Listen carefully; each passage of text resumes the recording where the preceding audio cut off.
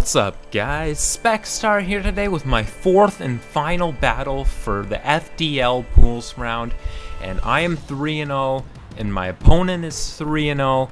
We're both moving on to Brax, but seeding's involved, and also I just kind of want to finish 4-0 and at the top of my division.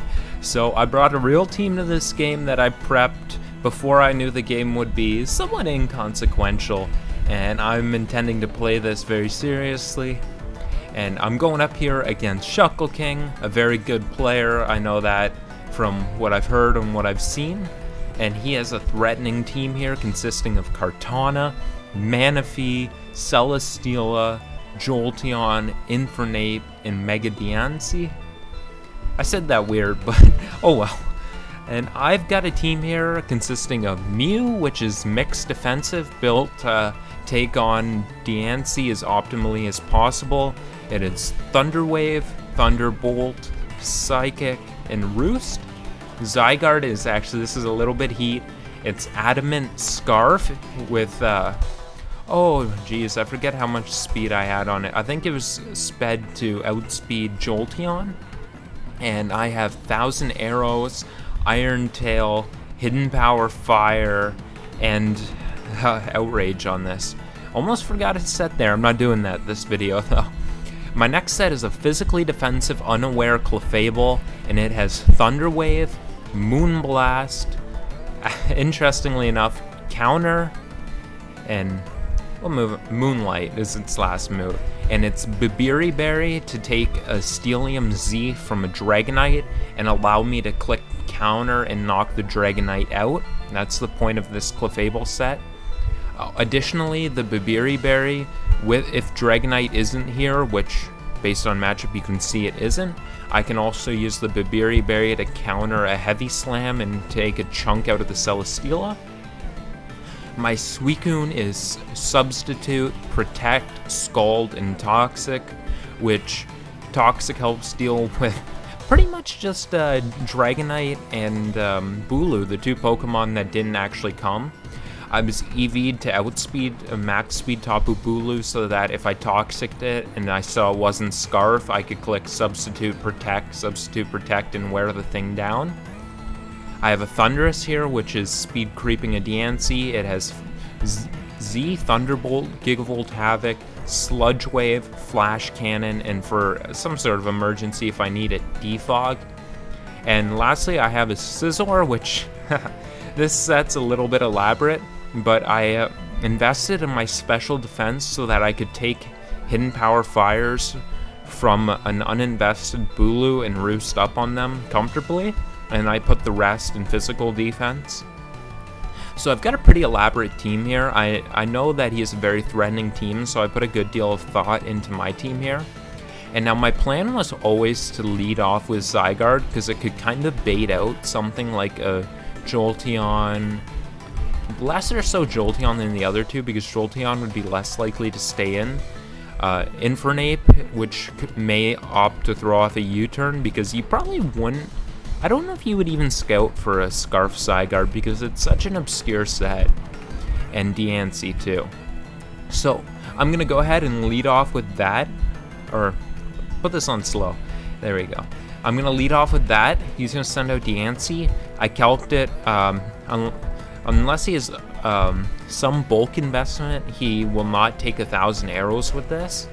I spent a while just not clicking my move to kind of just put the seed in his mind that I'm looking for my switch in, and then I'm going to click 1,000 arrows, and then I see a Mega Evolve and I did a fist pump in the air, and then I watch 1,000 arrows and I see it take it out. So Scarf Zygarde right off the bat, putting in the work and taking out the Diancie. He sends out Celesteela. I could have went for 1,000 arrows against that, but I was fearing the Hidden Power Ice and I had to be careful about that. So I'm just going to go right down to my Suicune here. And he's actually going to show the Flame Charge here. He's going to Metal Sound the ensuing turn, spoiler alert. And based on the damage from Flame Charge, I know that he's a special attacking variant, because if he was just uninvested, Flame Charge would have done more than it did there. And here, I'm just going to click Substitute to see what he kind of wants to do. I'm not sure what moves he's going to have to hit me. and we can take a Giga Drain if he has it, or an Energy Ball fairly well. With the sub, I'll be able to get a little bit of very useful chip on this thing, make it easier to deal with. And that's why I'm going to click Substitute there. And here he's going to show Metal Sound. Unfortunately, he's going to miss it. Here's the thing, though. He's going to... I was probably going to switch out anyway, and I have Mew, which kind of would have comfortably taken it on. I'm not sure if he would have Metal Sounded while I already had the drop. So it's definitely unfortunate because he definitely had the opportunity to make that play. I'm just not thinking he probably would have, so I don't think it changed things too much. But always it's crap. You don't want to have RNG. A better battle is less of it. So that sucked. Anyway, here I'm just going to go for a Scald. I want to get Chip on Steela, maybe even fish for a burn. Although after the sound dodge, I probably don't deserve the burn here, which I do not get. And here I'm going to click Protect. And here, he goes for the Giga Drain on the Protect. So my thought process here is that since he went for the Giga Drain on the Protect, I think he would switch it up and go for the Metal Sound on this turn, which would kind of screw up any switch I tried to make. So I decided I'm just going to Scald again and try and get some chip on this thing. And that's what I'm going to do here. He's going to go for Metal Sound. He's going to draw out my special defense here, and then I'm going to throw off a Scald. And immediately, I think this is where he would Giga Drain, thinking about a potential Protect. So I'm going to switch right into Mew here, which can take it on. And he does go for the Giga Drain, fortunately. Here I'm just going to go for a Thunder Wave. It basically covers any play he could possibly make except for Jolteon. And slowing this thing down is actually pretty big for me. Now that Mew's special defense is dropped, I still don't know what that last move is, but if it's potentially something like Flash Cannon or Air Slash, I really don't want Mew to take that kind of hit because Mew still is used in this game, and I want to start putting some pressure on him instead of kind of effing around with this matchup. So I'm going to go right into Thundurus, thinking he may go for some sort of stab attack here. And he is unfortunately going to get paralyzed, and I do not know what he clicked, so I do not know the extent to which that mattered. But yeah, still, any hacks is unfortunate, and that sucks. I didn't want that to happen, definitely. And here, I'm pretty sure that Thundurus is going to safely force out this Celesteela, especially since he's paralyzed, and I wouldn't think he has something that would hit this too hard. He may have a Hidden Power Ice, I think would be potentially the hardest hitting move he could realistically have here. So I'm going to click Sludge Wave, predicting the Jolteon to come in since it's Volt Absorb. And he does go into the Jolteon, and I click Sludge Wave. And that is a Sludge Wave, not a Sludge Bomb, so that's a bummer that poisoned. Again, it's kind of crappy. I definitely didn't want the game to go this way, but you play the hand you're dealt. That's just Mons. And here I'm gonna go out into my Scizor, and that is Scizor has a good deal of special defense, and also I don't really need Scizor too much for anything. I'm also fairly confident it's able to take on this Jolteon. I may have went Mew instead if he wasn't poisoned, so that is starting to have an impact there, because I know that Scizor can kind of roost up on this most likely, depending on what he clicks, of course. I do think he would go for the Ice here because it hits Thundurus and could also cover a Zygarde play, which is possible since I'm Scarf. Although I didn't really want to chance Zygarde because I kind of needed it to prevent Kartana from becoming too big of an issue. And here I'm going to go right out into my Scizor, as I said. And he actually is going to go for the Hidden Power Ice here, so I make that play right. And here he is weakened down. A few things I could do, but he was out of range of Bullet Punch, so I decided just the safest thing to do was Roost. It covered a Volt Switch, it covered him going for Thunderbolt. It kind of sucked if he switched out, but I think it was just the smartest play. Just keep health on Scizor, and Jolteon's probably not going to do too much anyway. So he does go for Volt Switch here, and I'm very glad I clicked Roost at this point here. And he's going to go into Manaphy. And my always answer to Manaphy is my unaware Clefable. It's just the best answer to this thing because Tail Glows aren't doing anything. And here I'm going to try and paralyze the thing to make sure that I can just get rid of it a lot easier with all my Pokemon, really. He's going to go for Scald, and I'll get my Thunder Wave, but he's actually Lumberry. So here I think he's going to preserve it, and I decide to click my Moonlight just to get back up to full health so I can bring it in on Manaphy later. He goes on to Steela, and I'm going to go into Thundurus again, and he's going to opt to go for the Metal Sound.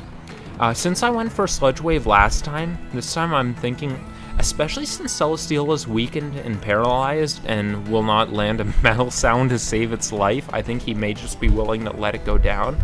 So I'm actually going to click the Thunderbolt here, and I'm able to get the KO there. So Bibs the Thundurus continuing its successful game streak. Here he goes down to Infernape, and I'm going to go into Suicune. It's not Z, so I don't think it's really going to beat Suicune here. He opts to just go for a U-turn there, and he's going to go into his Kartana. And here I'm just going to go out into my Scizor, which I know can take hits from any variant of this thing. He goes for a Substitute. I know that my safest play is just to click U-turn here, because if I click U-turn, I'm slower than him, I break his sub. He can't really increase his speed anyway, so I'll be able to safely revenge kill it with Zygarde. And he's going to go for a Sword Stance here, so that thing definitely became a threat. And I'm just going to go into my Scarf Zygarde, which has the Hidden Power Fire, and I think it's probably Salac Berry here. That's my suspicion about this thing. So now that I'm thinking it's Salac Berry, not Occa Berry, I'm fairly certain I'm just going to be able to comfortably take this out with Hidden Power Fire, and I do. So here I take the nice 6-3 lead, and this Zygarde, which I love, is doing work. And this Zygarde was a little bit outside of the box, but I'm very happy to see it doing work here. And he's going to go into Manaphy since I'm locked into Hidden Power Fire, and I'm just going to go into Clefable safely as possible.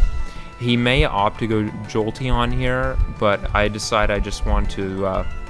did I go for the... I think I went for Moonlight first. And here he may opt to go into Jolteon, but I thought it was just my safest play to click Thunder Wave regardless. Getting Manaphy paralyzed definitely makes this thing easier. And I'm just going to Moonlight up again. I was going to click Moonlight, but he actually decided to throw in the towel here, because the remainder of his Pokemon didn't really beat Clefable, and there's also wasn't really too much at stake since we both advanced. But GG to my opponent. I'm sorry about all the random number generator stuff. I definitely didn't want that to happen, but that's Mons, and I guess I'll take the win here. And we're gonna move on to 4-0 plus 15. I do think I should say, I think without the random number generator, with the team matchup here, I think we would have been in pretty good shape regardless. Definitely had the potential to be a closer game than it was, but I mean, that's just Mons again. And we're going to be 4-0 plus 15, so my next FDL video is going to be in the brackets, and since I finished with a pretty good record, I'm going to be a pretty high seed in the brackets, so I may get an easier matchup, but I mean, there's a lot of good players who are going to be advancing without one of the better records, and then there's going to be a lot of the players who weren't the best who are advancing with pretty good records, so it's not that big of a deal. I'm definitely going to treat my opponent as if I'm going up against Gypsy King regardless. That's just the best mentality to go into it with. And I'm very excited to be finishing with this high score. Last time I did FTL, I finished 3-1 with one loss to a guy who actually had quadruple weather. So definitely better to redeem myself here.